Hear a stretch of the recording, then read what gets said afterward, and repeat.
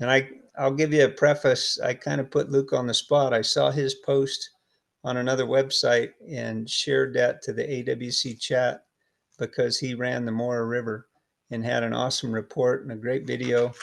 And I was excited about it. So I shared it with the club, and then I reached out to Luke and asked him to present to us tonight. And it was kind of last minute, and he had plans all weekend, and he's not feeling well today. So be patient with us as we work through this. But we've got a great introduction that Luke provided. I was amazed when I started going through some of Luke's content on his website and his links and feeds. And this guy's out running first descents and dropping waterfalls, and he's a regular on the Embudo. Excellent class 5 boater. He's been here in Albuquerque for about 4 years.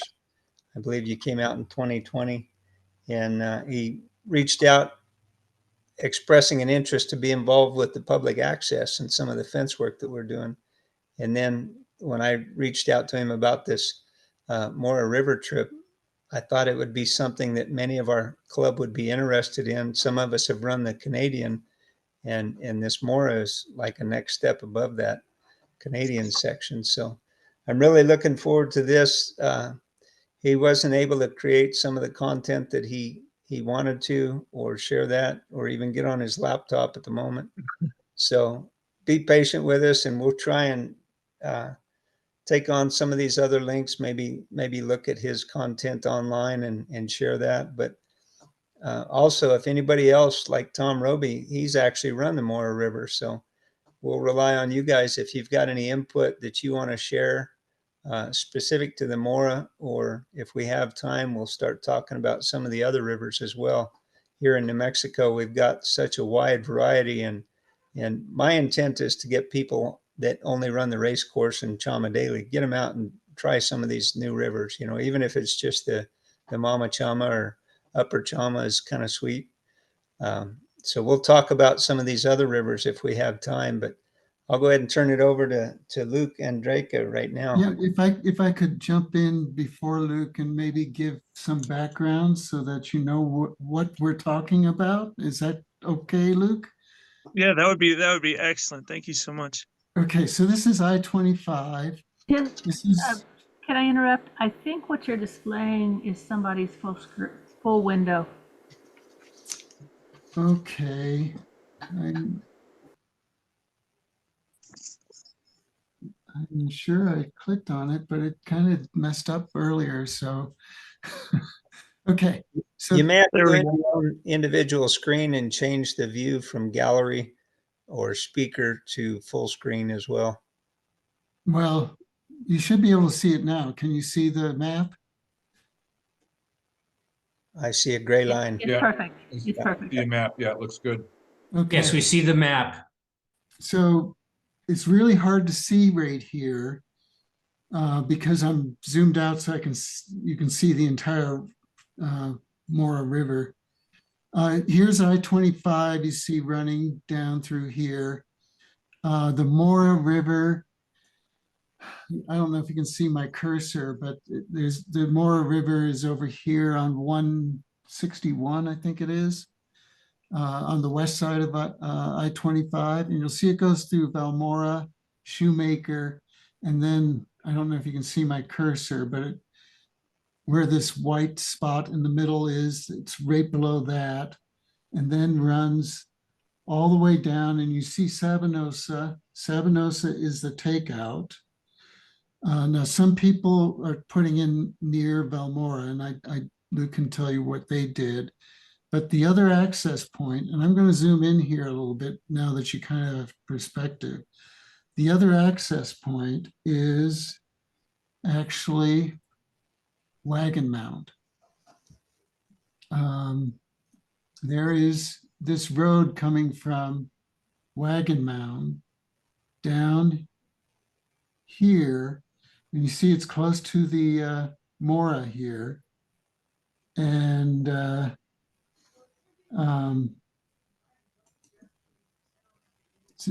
there's a road right here. This is the one.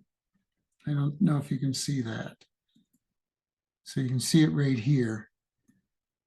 That's the access from the north. So I'll let Luke jump in there and okay, and I guess I should mention the volcanic vent that forms this is located somewhere on the west side of I-25, and it flowed down um, this river valley. Any questions? Does that help? Thank you so much, Tom. I appreciate you kind of giving a little bit of context to the run. My hope with this presentation was kind of to talk about twofold, to talk about the Mora and promote it as a run that should be done more often. I was super blown away by how cool it was and how quality the whitewater was. And the second part was I was hoping to kind of explain our thought process, or our process of going in and running something that we didn't have a lot of information on, and kind of how we prepared for that, some of the tools that we use, and to judge like what the right level would be, when is a good time to go. Like Scott was saying, I wanna apologize up front. I left the my badge to get into my laptop at work, and so I don't have any of my slides or even my laptop to share screen and kind of show some of the tools that I was hoping to demonstrate. But I can still talk about the run, and try and talk through some of the uh some of our thought process going into it.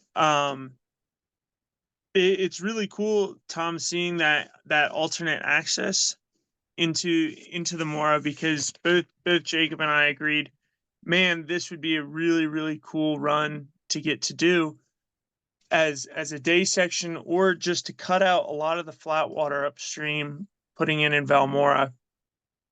And kind of like Scott and Tom were saying, I definitely hop in and ask questions, raise a hand, or just butt in on me and ask. Because I don't have as much of the stuff I wanted to share. I want to still make it as interactive as possible, and try and make it usable for you guys. That day we had set out to run a section on the Canadian. I can't quite remember the section. It wasn't the uppermost and it wasn't the lowermost section. But we were hoping to put in at I guess there's shoot this is rough without a lot of my stuff, or even a map totally in front of me. But we were hoping to run a section. I'd talked to Adam a little bit before this, asking, I'd done a little bit of, done a lot of research on the Canadian and the Mora previously. This was not my first time trying to go to do the Mora. It's a little bit tricky finding paddling partners sometimes, especially for something that people don't, it's hard to know if it's good or worthwhile or not, and if how much fences would be an issue. And so in the past, I've tried to do this as a bike shuttle, which was kind of ridiculous, leaving my car at the bottom, and I biked up to the top where I'd stashed my boat, and I was just gonna put in and figure it out. But some of the landowners up in Valmora were not super interested in letting me put in. I tried to get, legal access there, talking to people and seeing if I could put in just off of a bridge, but they had a pretty long talk with me, trying to explain, there's fences down there, and I tried to explain to them, that you can't block a waterway. And it's what really got me interested when I saw your post, Scott, about doing fence removal work. or fence bypass work. Was this interaction I had a couple years ago trying to run the Mora on snowmelt.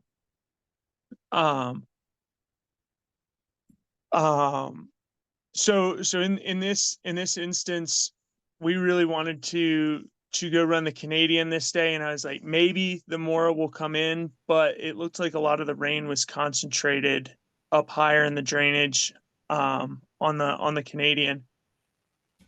And so we'd fully planned on meeting up to do the Canadian when I saw the gauge for the Mora going up and up, and we rerouted to meet at I think the 419 bridge where the Canadian crosses 419.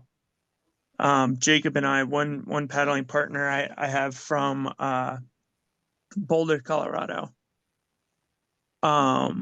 Jacob and I met a few years back at the Middle Kings. Through a mutual friend, he knew both of us wanted to run the Kings, and we're in California, and so we linked up, and we've been making trips together ever since. And but getting back to the Mora, we saw that was running, and we had done very little research about the Mora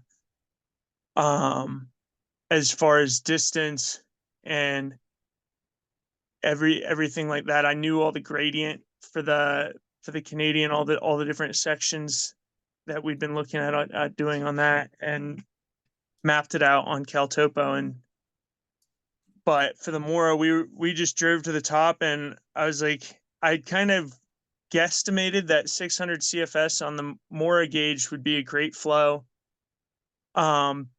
But I didn't realize there's two other creeks that come in there, the Sapapio River and Wolf Creek come in there, which both had substantial water that day. The Sapapio looked like it had just as much as the Mora, which had, I think, like 600 CFS or so, maybe 700. And then Wolf Creek was dumping 1,000 CFS. And so we had a lot more water than we originally planned on. The water was all up along the road in Valmora. And me and Jacob kind of tossed around the idea of like, should we still even put on? It was pretty late in the day at that point. It was already had gotten to 1 p.m. By the time he was able to drive down from Boulder and on. We figured, well, it's 30 miles. That's and we got 5 hours of daylight, so that's 6 miles an hour. We can do that on moving flat water, and if it picks up in gradient, we should be fine. That should be perfect. But when we saw how much water was in it, we got pretty nervous that it might be too much water. In retrospect, I would say it would definitely go with more water. You could definitely run it with a lot more water in it. You could definitely run it with a lot less water in it. We didn't hit pretty much any rocks. But we did, as a contingency, we were like, that is hoping to paddle 6 miles an hour the whole time or average 6 miles an hour is kind of pushing it. We threw headlamps in, and at the last second, we were like, you know what, we should probably throw sleeping bags in case something goes amiss. It's just nice to have that backup plan. So we had sleeping bags and a tarp, and we put on, and I was anticipating a lot of fences. That was one of the things the ranchers around the area had told me that I needed to. They were like, you can't go down there. There's lots of fences. How would you get around them? And I was like, I guess I'll just have to carry around them. And they're like, well, then you'd be on our land and you're trespassing. And so it's kind of like, I was anticipating having to be sneaky and get around some fences. And I don't know if the water was just too high and we floated over them, or if they've since been removed since the last time I tried to paddle this. Luke, I think a lot of those fences are seasonal. They get blown out at these high flow events, and then they have to go in and rebuild them. Gotcha. Yeah, this is some of the local knowledge that I'm really excited to be connected with the club now. and get to pick your guys' brains on some of these runs that you just don't hear about. They're not in whitewater of the Southern Rockies, and they're not on American whitewater, and so there's a lot of cool info that I think stops the unknown of these runs. I think stops a lot of people from wanting to go and even travel down here to paddle, because they're not sure quite what they're going to get into. And so So Luke, demystifying some of that is pretty cool. Luke, I've got the geology of this area, and you'll see here, you see Watrous and Wagon Mound, and you see this red. Can you see that, everybody? Totally. You see the QB here in white, and you see the star Maxim crater. That's the vent. And you see Can you that make red it line. bigger? I can always make it bigger. Is that better? You want bigger? Is that good? One more bigger would be great. Thank you. Just for me viewing on the phone. Yeah. Thanks, So Tom. you see this red line going down here. This is the Mora River. And there's the flow. So that's kind of an interesting, it's the Akate volcanic field. That's really, really cool. And we definitely experienced that. It looked like kind of there was a depression in the land where all this basalt had filled in and then been carved out, carved back through by the river. There's a lot of points where you're in a little bit of a box in the basalt canyons, even though most of the rock you're paddling over was sandstone, which was super interesting. Okay.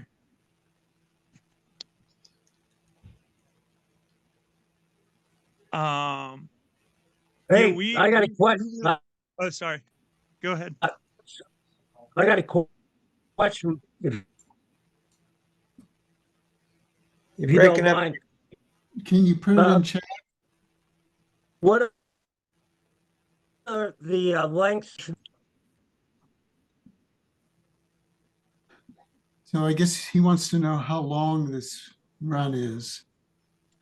That's a good question, because that's something we had just kind of looked at this guidebook, which said about 30 miles, and it was nearly double that. It's about 59 miles on the Mora and another 12 miles on the Canadian.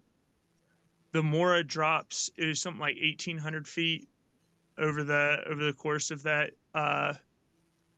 60 miles. The last half is significantly steeper, like 75 feet per mile. I think on average it was like 30 some feet per mile. I'm going to put up the slides that I did create for this presentation tomorrow.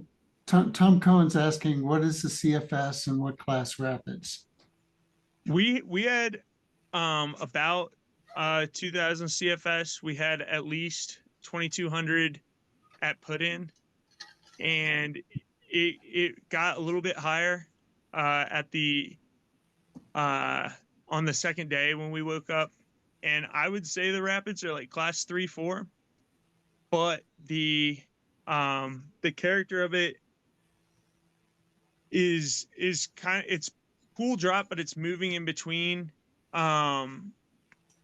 So it's something where you'd want to get out and scout, and it would take longer if you're getting out a lot. We were pretty aggressively boat scouting, and some of the rapids are long, and so it's kind of one of those things where the rapids are only class 3-4, but you are kind of exposed since you're out pretty far from road access. If you were to lose a boat, it would be a lengthy walk out. And at least at these flows, the water was moving along pretty good. But I definitely could see it being run at half that flow, and still being a great time. But that's a good question. That was the first slide on my presentation. Was kind of like, what class rapids are we talking about? What's the flow? What's the gradient? Because those are the three kind of things I try and think about when I'm going to go in to paddle a run, is to figure out great. Once you know the gradient and flow, you kind of have an idea of what you're going to be getting into. And looking at a map, using CalTopo is free, and it has a really cool tool. I want to show you guys at some point. I think I'm going to post like a live demo or something of it, because you can snap to the river, the river line, and like do a measurement along the river line and generate a profile, a gradient profile of the river, measure maximum gradient over a single mile. And you can find out, okay, is this river going to be steeper at the top, at the bottom? Like, when should I be trying to make my miles? And then you can flip, see land ownership, a satellite view, see like how compact are the rapids? Is it pools and drops? CalTopo, sorry. And see if there's gorges where good campsites would be, tributaries where you could fill up water, or where flow might increase. See any big drops that might require a portage, or gorges where it might be difficult to portage, or even see like deadfall in the river.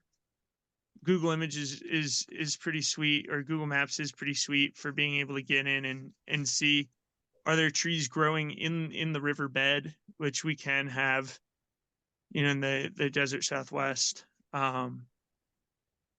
Luckily, the Mora really didn't have much vegetation in the riverbed. It seems like it gets high enough often enough to clear out any trees from growing in it. There were every once in a while some small ones, but it's nothing like some of the places you paddle in Arizona, where it's like you're paddling through a forest.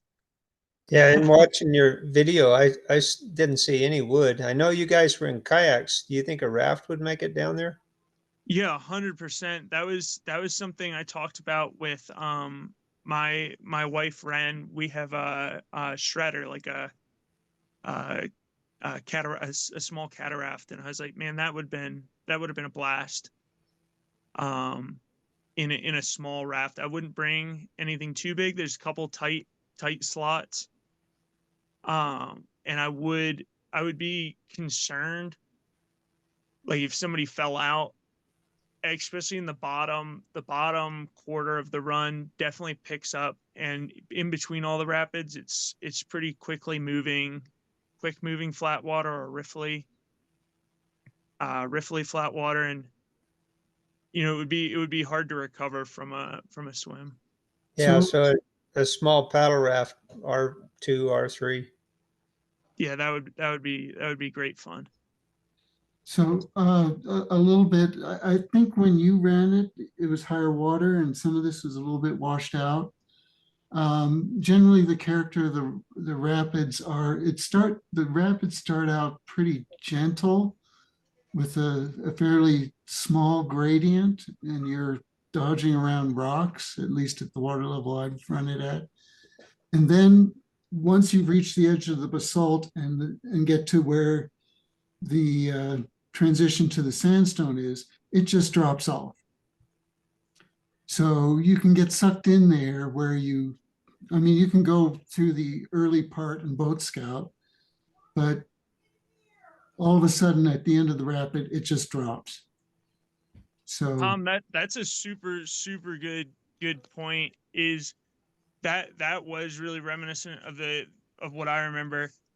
Is a lot of the rapids would start with like a class 2 entry, and you were kind of like coming in like, okay, this isn't much, and you didn't really have a lot of time to bail out once it dropped off the edge. A lot of the rapids would be like a quarter or a half mile of class 2, and then wham, drop off. And so it did make it, we found ourselves scrambling for eddies, a couple times, just to like peek over our shoulder and make sure that there wasn't, a hazard that we weren't comfortable, boat scouting or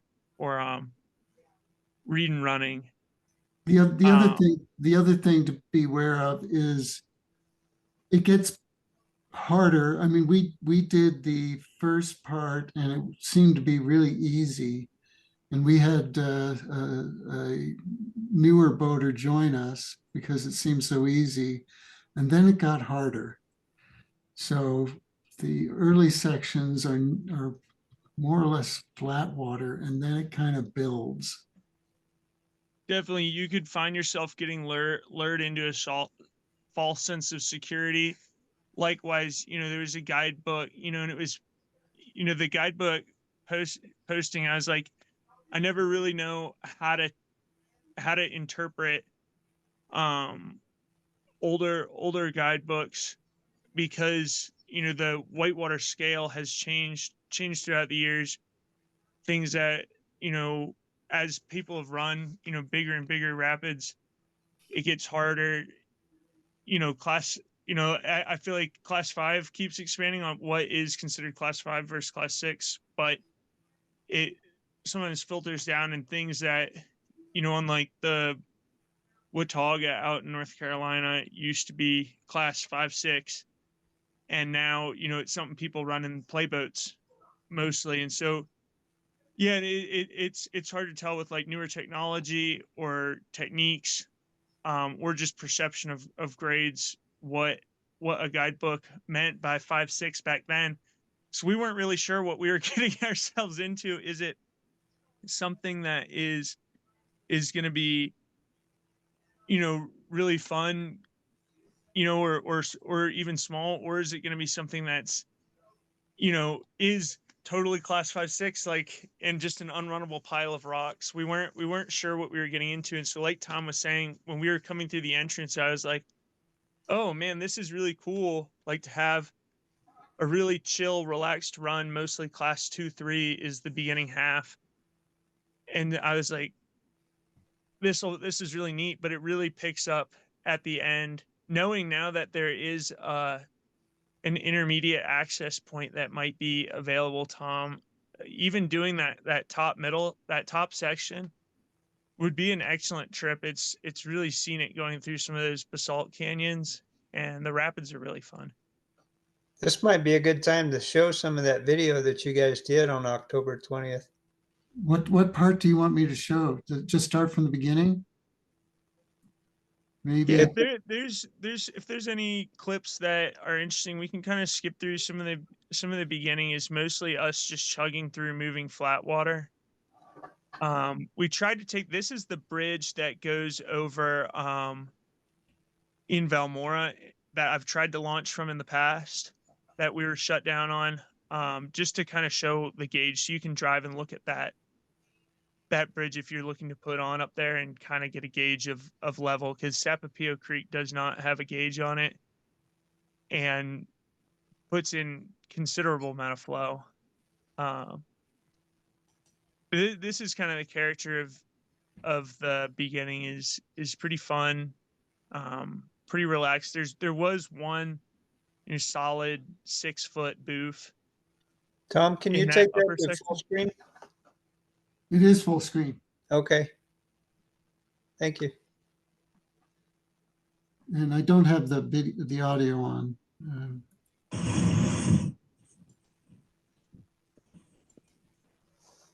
As far as scouting, we didn't find anything in that upper 32 miles before we camped, to be something that we needed, that wasn't easily, kind of like seen from above. There were plentiful eddies at this flow to kind of like, and you could see the bottom of all the rapids in that upper section. So you kind of knew, like, okay, I just have to get to that pool and I'll be pretty squared away. As far as times when you can run this, I was hoping to have pull up some graphs that I made of historical flow. It does tend to get it looks like to me up to a runnable flow often, maybe not every year, but a lot of years in the spring, especially if you have a good solid snowpack. And then in the monsoons, it seems a lot harder to catch the snowpack. You get a stable flow, but that might, in the monsoons, you might only have a day to run it. we were pretty lucky when we did it that it had rained before. Then we got a really hard rain and it drizzled all night, and so it kept the river at substantial flow. We didn't get dried out on. But I'll post those graphs with my actual slides, kind of to show what when times that I would try and run this was. I believe it was in late April, May, that you kind of get a peak in the snowfall if you add together the Mora and the Wolf Creek gauges, just to kind of get an idea of what all water is coming in there.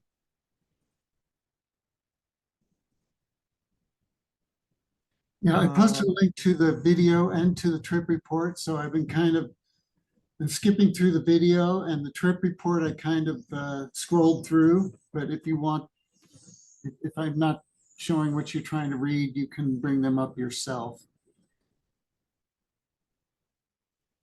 Some of the tools that I wanted to share, and I'll definitely send out some information using for these tools. One that was really important for us was CalTopo, which I mentioned before. It's totally free. You can map out, the gradient, flip between layers, put satellite maps, land ownership maps, which is useful for figuring out where we can camp legally. Not that I don't think anybody would come down there, but it's nice to know what land you're on. You can download those maps, but I think that does require a membership. Couple other tools that I use a lot is the NOAA's QPF. It's their quantitative precipitation forecast. It's a really cool map. It's for the whole US, and you can look for 1 day out, 2 day out, 3 day out, 4 day out, all the way out to a week out, day by day, to see how much precipitation they're forecasting for different areas. I find it a really cool tool. It's one of the reasons we even got to run this is I kind of pull it up at the beginning of each week just to see where I should be going. Do I want to be dry or wet? I saw it was predicting 3 inches of rain on the Canadian drainage, which is what got us excited originally. Another NOAA tool that you guys may or may not be familiar with are the flow forecasts.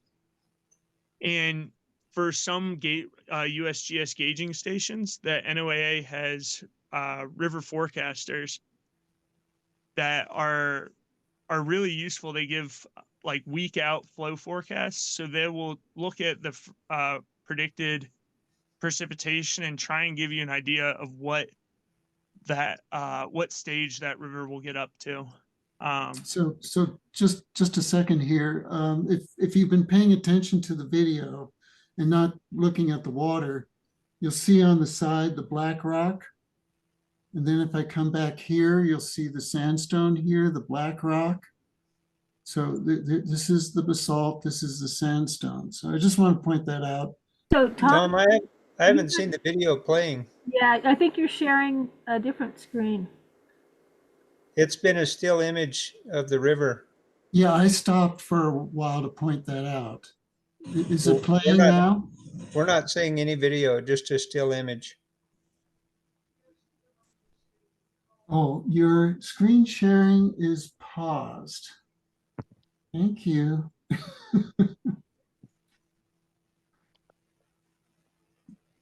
Doesn't like me for some reason. Okay, can you see now? I see a full screen, yeah. It's Yeah. not moving though. Let me go back and see if I can find a.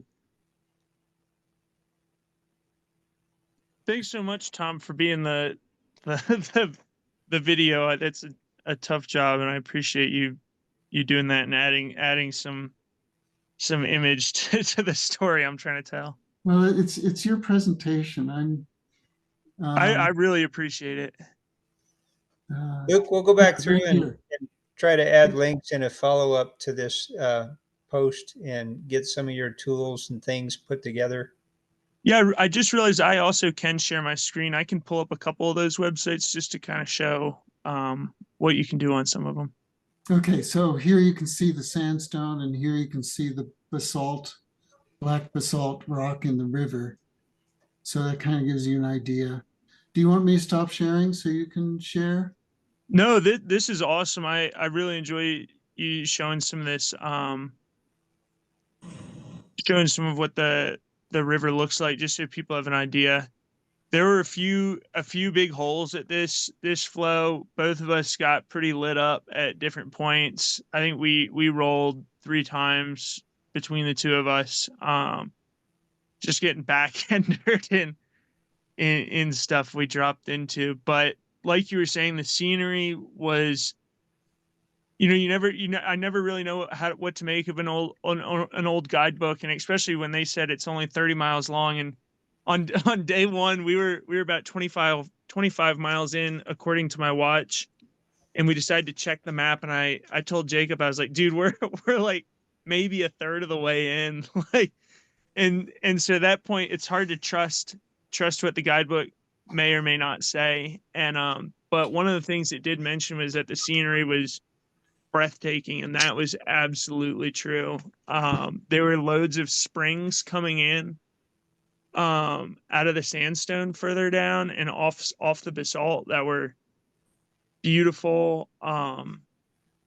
And the canyon, the canyon walls were these big sandstone amphitheaters that were just magnificent. It was super special place that I hope more people get the chance to see. And that was part of why I was really excited to give this talk, is to kind of raise awareness that this is a really cool river that we have in our backyard that runs more than I think some people give credit to. Definitely have to keep an eye on it, and especially knowing that there's an access that is, part of the way down. Both me and Jacob were like, this could be a classic run if you were just able to do that bottom section. This is something, front range paddlers would drive down and do. It was really, really high quality, both the scenery and the whitewater.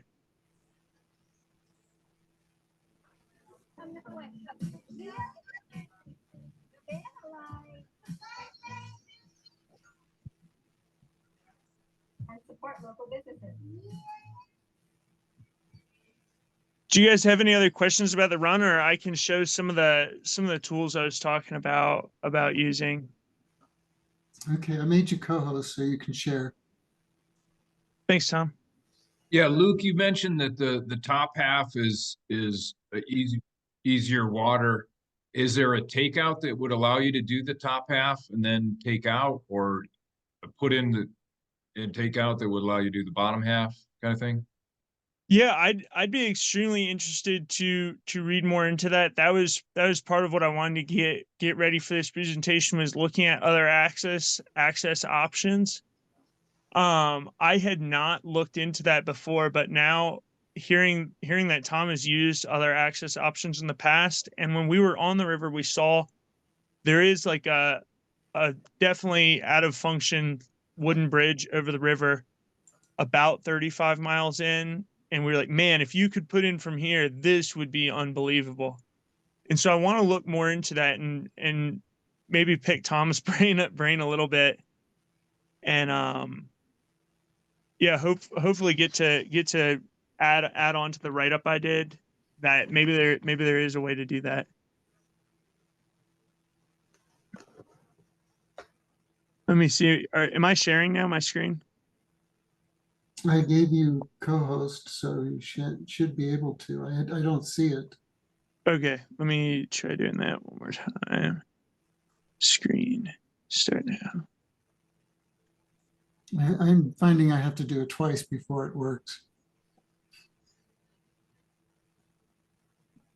Let's see. Okay, sweet. I think it's doing it. Yep, that looks Okay, good. Tom Carr is asking, any eddies? Rivers change every day. Yeah, there's definitely a lot of eddies. We never had to run something that we didn't want to. Everything we chose, ended up running. Read and running, was by choice because we could see the bottom, or we were able to eddy hop down. I think with a larger crew, it would be more challenging. I did appreciate Jacob in the video did leave a lot of us like boat scouting in, like looking over our shoulders at rapids, and kind of so you can see our process a little bit of like, okay, we'll he'll make an eddy, he'll flag me down and point me to an eddy, I'll go catch that, and we'll kind of pick our way through rapids. As far as hazards, there really wasn't any wood. Obviously that isn't always the case, and there are wood and rock hazards can change at any time, but we didn't find that to be a huge issue on our trip.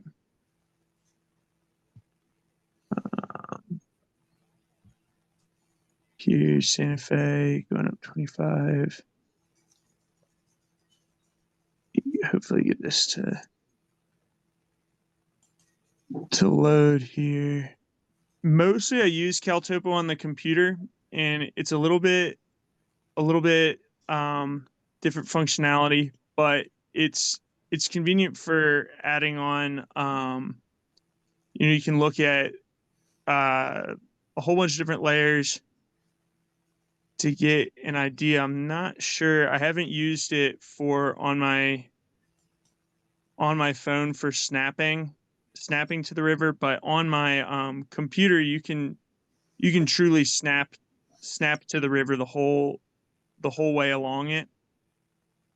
And you can generate like profile maps. I can try and do that. Can you see the roads coming in from Wagon Mound? Talking 519 or? From Wagon So Mound. here's Wagon Mound. I-25 goes through Wagon Mound. I think a little bit farther down. We all know where fucking Wagon Mound is.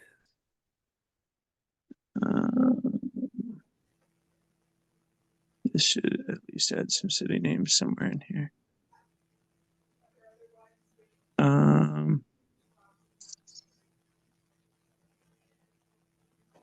Yeah, you can it doesn't have very good city names, but along the Mora it should be.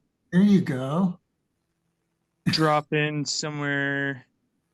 So here's where it reaches the Canadian, I believe. And I have this must be the bridge we marked earlier. And if I can throw on public lands and parcel data,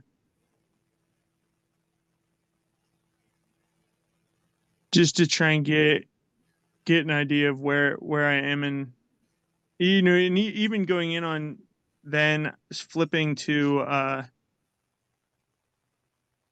let's see here, imagery.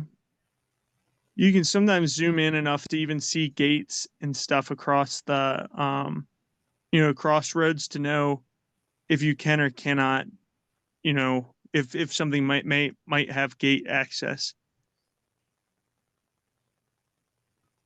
That looks great. I use Onyx a lot, which shows private land ownership and pretty good detail. Yeah, there's a bunch of different, Jacob is more comfortable with Gaia as a mapping app, and there's a lot of different. I think my opinion is just pick one, get used to it, and get good at it.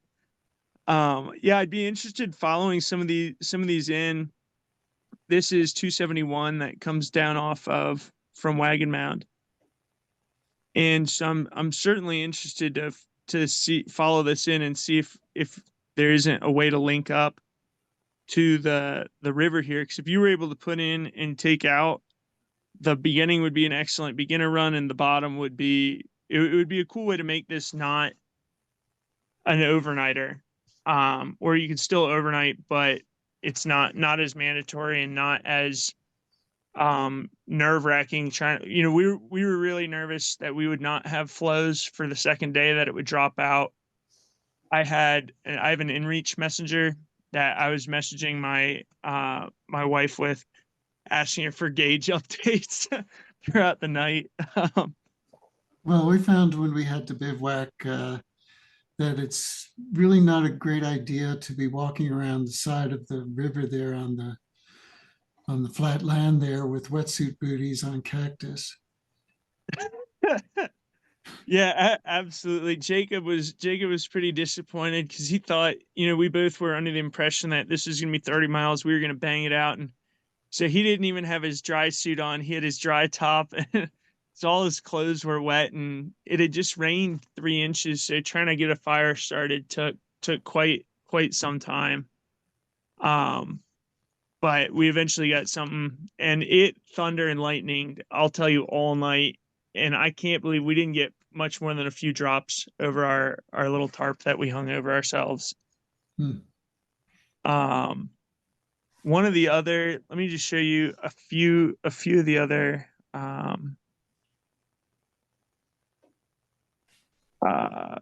maps I was talking about. This is the QPF map, quantitative precipitation forecast. And so you can get, 24-hour maps, where this will be Wednesday through Thursday, and kind of give you an idea of how much rain you might be in store for you. Oops, sorry. But you can also get totals like days 1 through 3, just to get an idea, is paddling going to be good this weekend, or should I go mountain biking? One other app that I get a lot of use out of is Windy, which is like another weather app, but it allows you to load different models in. And so you can, it's another completely free app, but you can get a lot of different data here. For instance, like if you're looking at rain data, you can, on the website, you're able to change. Let's see, it's not letting me. Hopefully, I'm hoping to give a little bit more of like a live demo, where I just screen record on my computer later. That should be a little bit more useful.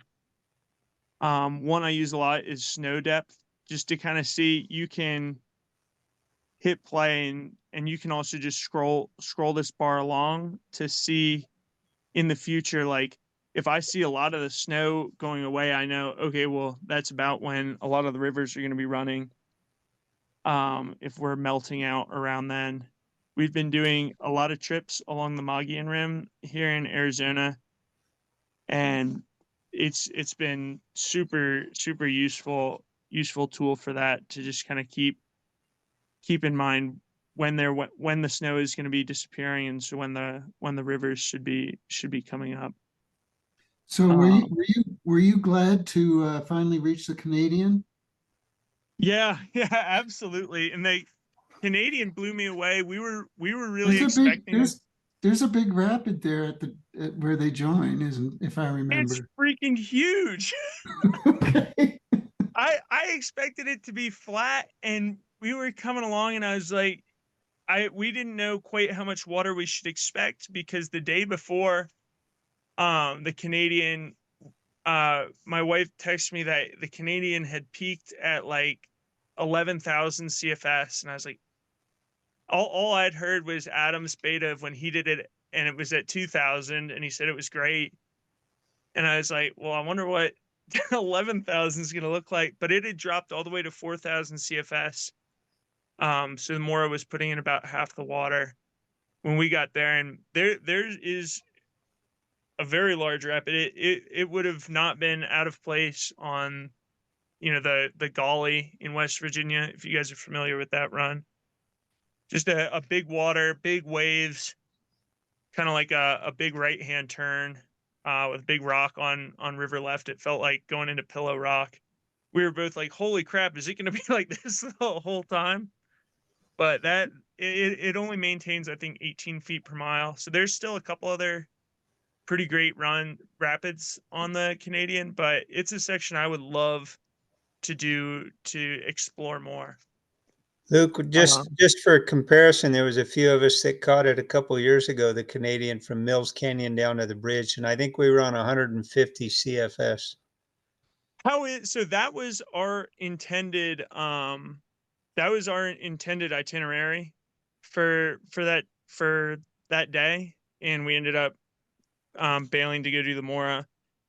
But doing Mills Canyon down was the original idea. It was a long day at 150 CFS. At 11,000, I'm sure you'd knock it out pretty quick. Yeah, at least at 4,000 CFS, we were averaging without paddling like 8 miles an hour on the river. Which I always like to kind of keep a track of like how fast do we make time in different whitewater, so I have a gauge in my mind of what we should be looking at, like for timing in the future. You mentioned your watch. You were referencing your watch. What kind of watch do you use? Jacob has a nicer Garmin, which allows you to drop points and stuff, but it's a little bit more than I can afford. I have a MazFit T-Rex. I can drop a link. It's only about $80. It's pretty goofy, but I tell him it's like the Wish version of his Garmin watch, but it's great, and it actually ends up having longer battery life than his watch does, and it's really nice to have a track of, if I know the finishing elevation, like if I on Caltopo I'm able to know this is when we should reach the Canadian, this is the elevation at when the Mora reaches the Canadian, I can look at my watch and be like, well, shucks, we've only got 3 miles left and we have to drop 250 feet, so we better buckle our seatbelts for this last couple miles. Yeah. It's a cool tool to have, to know how quickly you're covering miles and how much gradient you have left, because it gives you an idea of not only like how much distance do I have, but like how stout is the rest of my day gonna feel. A couple other sections I'm super curious about doing are the other sections on the Canadian, but also the Cimarron, draining out of Eagle's Nest. I'm super keen to check that out at some point. I know Scott was saying he's driven along it and walked some of the sections to get eyes on them. Yeah, just from that Cimarron State Park, Canyon State Park up to the dam. I drove along that last weekend, and it looked like more wood than rapids, pretty narrow. Gotcha. That's good information. I would That's love, part of what really excites me about this, is getting to share information, talk about, like different sections that people have walked or at least experienced or done research on even. It builds the excitement for more river trips, and as well as cutting down on the work everybody has to do. yeah, I'd love to see this section from Springer down to Mills, and then from the bridge down to Sanchez. Looks like that's where the bigger rapids and more remote canyons would be. Yeah, along the Canadian. A couple other, sorry, this I'm going to take you guys on a small tour of rivers that I haven't run in New Mexico that I'm super interested in. Another one that I think is really interesting is the East Fork of the Jemez, putting in from Los Conchas and taking out before Jemez Falls, where Route 4 goes over the East Fork. Have you run between the Jemez, between Battleship Rock and Soda Dam? Yeah, I have done that section. I did that, it must have been last year. It was a little bit of like some willow tunnels but great fun. I took a few out-of-staters down. Yeah, and then the Guadalupe there, you see Gilman tunnels. That's the end of the Guadalupe run. Yeah, I've gone up to scout that vertical monkey section from trying to remember that fella's name. Oh, this Ed is killing me. Lucero. Yeah, Ed Lucero, of course. Sorry. That yeah, from his video. We've gone there with boats, carried them all the way up at least 4 times and not run it. I've been curious as to the stuff upstream of that. Yeah. Just from Doug Scott's canyoneering website, I've done a number of those now, and including the East Fork of the Jemez is included in there. And walking it, it's like, holy crap, this would be a really cool run to try and pick off. It's got some wood issues in there, but there's a lot of really interesting drops. Have any of you guys run the sections on the Gilman above the tunnel? I've run the Guadalupe above Gilman tunnels. There was one long rapid with a wire across that was kind of at face level. That was really bad. I mean, we took out, and of course, this is what, April, and it's turkey hunting season, and the turkey hunters are running up and down the road in their ATVs, and as we're carrying our boats out, of course, they're running up and down the road in ATVs, expecting to see turkeys on the road, I guess. And as we were walking out, one of the hunters asked us, "Have you seen any turkeys out here?" And I kind of had to bite my tongue. Yeah, just the ones That's driving good. the ATVs. Yeah. At Guadalupe, I know there is a section that's, I think, like 8 feet wide and 8 feet deep. It drops in and it's very narrow. Guy named John Fuller, I think was his name, used to be in the club, and he would run that pretty regularly. Really, this is awesome. This is exactly some of the information I was hoping this would turn into a little bit, and I'd love to sit down and pick your guys' brains Something a else little bit more. Yeah, something else you might be interested in is the Lobatos Gorge of the Upper Chama, upstream of the town of Chama. The problem there is public land, private access. I've looked at that section. There's a nice Class 2 section from Colorado, the campground, down to Lobatos Gorge, but I don't know if I'm ready to run Lobatos Gorge. Doug Scott Murphy has run it at low water. I've There's run it several times. Yeah, so That section of a section from the border, above the border down. Yeah, I've run that several times. there's that Lobo Lodge, and they're adamant about keeping people out. The old people, the original owners of Lobo Lodge, used to give kayakers a ride in their golf cart down to the river and down to Chama, but they don't do that anymore. Have any of you guys picked off the Brazos before? No. I've looked at the lower Brazos from Corkins Lodge down to the Chama, Rio Chama.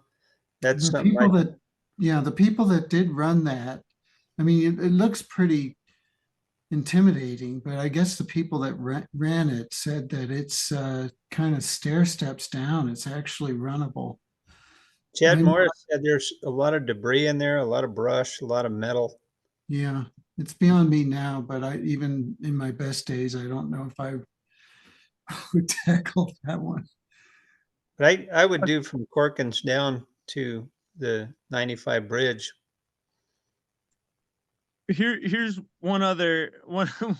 I'll try not to go too into the weeds, but there's the San Francisco box. Yeah, I've done that a long time ago. So I'm trying to find now. I had all of this with like flyovers on my my stupid slides that I've heard there's a lot of wood on the San Francisco. I don't remember a lot of wood on the San Francisco. It goes into the Gila. And that's if I remember, that was a pretty nice run. It starts at, I think there's 2 fishing lakes, if I remember. I've run the Gila and paddled up. There was a fence right on the San Francisco where it joins the Gila. Easy to miss the fence, but I was concerned about wood upstream of that. No, but Here's again, the box. it was so long ago. I'm hesitant to. There's some hot springs there in San Francisco that you can stay at the hot springs and then possibly put in from there. Yeah. I mean, it looks extremely appealing. Drops at something like 150 feet per mile, which I'm originally an East Coast boy, and so I think Upper Yacht Miracle Mile, that sounds all time. But hard saying without knowing. But it looks like really cool terrain. The upper Little Colorado is a pretty tough run. Where is that at? Well, the Little Colorado goes into the Colorado at Arizona. yeah, and the upper Little Colorado. Ah, It's yeah, up in the okay, mountains. I remember the Little Colorado. And that's actually pretty tough. I've heard of people pack rafting into Dark Canyon and taking out on Colorado as well. Yeah. Yeah, a lot of interesting trips. One I wanted to ask about quickly, if you guys have time, is some of the forks of the Gila. Particularly the middle fork, putting up here at what is this? Dripping Fat Tank, and it follows all the way down, picking up a few other tributaries. But that's looked extremely appealing to me. But I don't know if it ever gets high enough. I love the way they have the gauges set up on the forks of the Gila, so they've kind of got, a gauge so you can figure out how much flow is coming in from each of the different forks. The West Fork, Middle Fork, and East Fork, I think.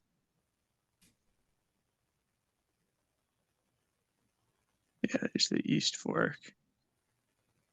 I've actually never done the Gila. I'm hoping to make. Every time I've gone to do it, then something in Arizona that I really want to run ends up coming in, and I end up driving past. But hopefully picking that one off soon.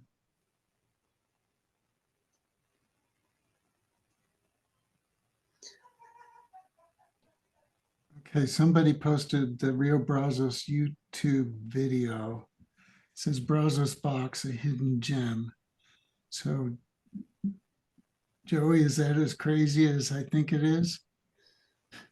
Adam Crawford's got that video called Funnel that features three rivers, and one of them is the Brazos. The other's the Embudo. I forget the third. Yeah, I've seen a few videos of people on the Brazos that make it look really interesting. I think the Janey brothers have a video. I don't know that there's a 30-footer somewhere on it that I think remains to be run, probably for good reason if all of those paddlers have passed it up. Dave Farkas has come down and run it from Durango.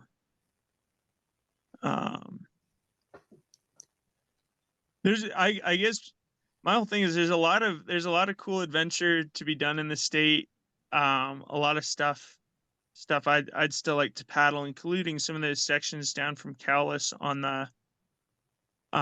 the Pecos that I've yet to make happen. I hope to run those next spring if it's not too high. I've run that from Cowles down several times. Of course, I don't think there were that many fences back then. So, is it fairly fenced up? Is this road even open? Yeah, it's currently. open. The right at Cal's, the problem is that they put in these wing dams. Are you familiar with them? No, So, not really. so they put in the logs are kind of diagonal from each bank, and Mm, it forms pools below them, which are, I guess, great for fishing. But for boating, what happens is you can't get to shore because these diagonal logs keep funneling you into the middle. So gotcha. so you have that at the beginning. I mean, it's not too bad, but it's like it's not ideal and it's kind of an alteration. And that's a really nice run. You kind of feel like you're in Colorado. And we went from Cowles down to Windy Bridge. It was what we would usually run. And there were a couple fences. There was one subdivision there, and there was a nice little hole in the fence on the left bank where the fishermen couldn't get to it. So we could run through there. And then there were I think some other fences, but they were the type that um, flipped up so that when the river got high or a log hit them, so they weren't really that dangerous. I mean, some of them were in swift water, but I think the fences that are there now are a whole nother. We More robust. We did retrofit a fence for a landowner just above the Jamie Cott's Pavilion area. Um, it's kind of just downstream of those two white fences that I showed in that slide during the announcements that have been removed. But the Jamie Koch area is public access. There's one more fence I know of for sure that's probably still just upstream of the Jamie Koch. But yeah, I want to get in there this spring. At 150, it looks pretty fast. With all the wood in there, that might be a kind of high. 150 is at the Pecos town gauge. So I want to get in there maybe 100 CFS and scout it out, clearing out some wood, and then be prepared to run it at higher flows. The great thing Last about one. Pecos is it's close to Albuquerque, and it's an hour and a half to get up there versus a 4 or 5 hour drive to some of these rivers.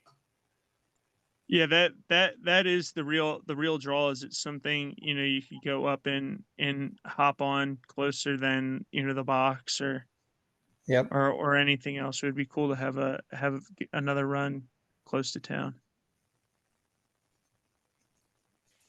One last one I wanted to wanted to poke at was this Galenas Creek. I drove up there. Think we were going climbing somewhere upstream, but driving along this, I was floored at how interesting, a lot of bedrock slides and stuff. I've seen a video. This is my favorite way to scout things now is with Instagram, looking up, Montezuma Hot Springs tagged on Instagram, and people will have videos from there. And if you look after a rain event, you can see the rivers cranking through there. And it's kind of like, oh wow, it's like getting a live stream of the river. Sure. But it looks really interesting, and this is a section I'd love to check out at some point when it gets some flow. I was looking at that in Cimarron on Google Maps, and Cimarron's got a lot of diversions, a lot of structures and features in there. Yeah, lot to do. I'll be excited to. I'm trying to put together a little map of just things I'm interested in doing to shop around to people. Get some more folks out here in New Mexico. One trip we have planned for this spring is doing an overnighter, putting in up above the Razor Blades and running all the way down through the box, through the OV, all the way down through the race course. I think that would be a fun overnighter or one mega day. Yeah, talk to Joey Pearson on that too. He's on the call tonight. He's a guide up there with New Wave, and he runs that section a lot, and he's posted a dream trip. An idea for a presentation is to do everybody's dream trip. And one of the ideas he posted was a multi-day trip on the Rio Grande through those sections. I think he was Yeah, planning on putting in a middle box though, not the upper box. Yeah, and Steve Harris used to run multi-day trips on the Rio Grande. Joey probably knows more about that than I do. Joey, I'd love to link up. If my contact information isn't in this in the presentation, I'll make sure to add it as a comment, my email and phone. Anybody feel free to message me about kayaking. I love it, and I'm not going anywhere, so you can count on seeing me out on the river. Loads more. I'd love to get on the water with you guys as well. Well, I know an R1 rafter who was interested in paddling. I pretty much from Los Sauces, I think all the way through the race course. I can try to connect you to if you'd be interested. Yeah, absolutely. I love meeting more boaters. Especially in this state. I've had trouble finding lots of partners, and it's cool getting connected with the club now and really setting some roots down. You're definitely a level above most of our members, including myself, but I'm game to get out on some of this remote stuff. Yeah, I enjoy any kind of paddling. There's a couple people. I've got a good number of boats at the house, and a few less now from just handing them out. But all my paddling partners keep moving, so and I've no problem going out on any run. I'm just as happy on a creek or an adventure run as I am just taking it the slowest possible laps in my slicey boat, or just exploring. One interesting trip we did not too long ago was down by Bosque del Apache in this Silver Creek comes in. It's completely class 0, flat, just barely moving flat water, but it's extremely pretty. I'm trying to see if I can find it. All I'm trying to say is here it is. It drains up out of this little reservoir that they fill off of the Rio Grande, and goes down through all the marshes here. And I'm pretty into birding, and it's unbelievable birding in here, going through all the dead trees. And all I'm trying to say is I am down to do go paddle just about anything.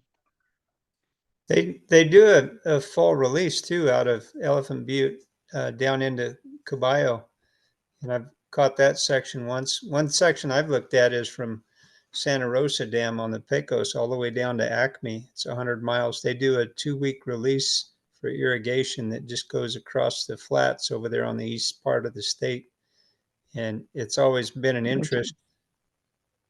The section from Santa Rosa Lake down to I-40 looks like it would have some nice action in it, but I bet they restrict access below the dam there when they do their release. One of the nice things about New Mexico is there's always a sneaky way in. There's just not enough people, and there's all these old roads. There's bound to be some way to get in. And well, I've seen some of your content where you're hiking boats up in the mountains 4 or 5 miles. That's pretty arduous. I got a pack raft, so I might be able to hang with you on some of that, but So now might be a good time if anyone's got any questions. We've gotten kind of away from the Mora. well, the intent was to get people off the race course and Chama Daily regular sections, and I think Luke's done a great job of opening people's eyes to some of the other options that are out there. I apologize we didn't give him time to fully prepare for this, but he's got some great tools with that Caltech map. I'm interested in that, so we'll try and get those links shared out to everybody as well. definitely, I'll put some of that information together and blast it out, as well as some of the other runs I'm definitely interested in doing. But I really appreciate you guys having me to talk and share, and it's great to start getting involved. Thank you.